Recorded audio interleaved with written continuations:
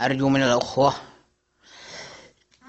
الذين عندهم آلام في المفاصل أو في الظهر أو عندهم مس أن يذهبوا ليأخذوا لعطة من الكي أو يذهبوا إلى العسال.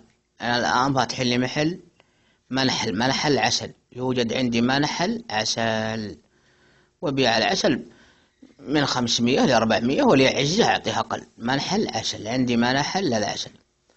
الحجامة كويسة، حتى التحجيم عندي حجم، عندي خوصة بدي أشطبه يطلع زي الألف مرة.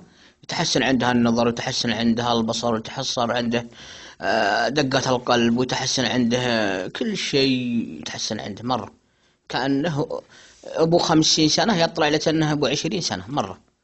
وعندي كل شيء الآن موجود، اللي بيجي يجي الموقعي، يطلع على موقعي www.HRR وعندي إن شاء الله موعد بكرة والأسبوع الجاي.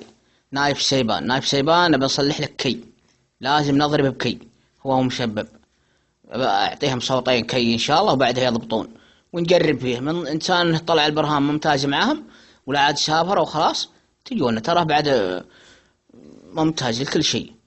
ولا التوحد، ما عاد تتوحد، تصير على طول يجون الجماعة ويجون عزايمهم ويجون كل شيء وقهاويهم ويسلكون معاهم. هم الحين متحدين لحالهم.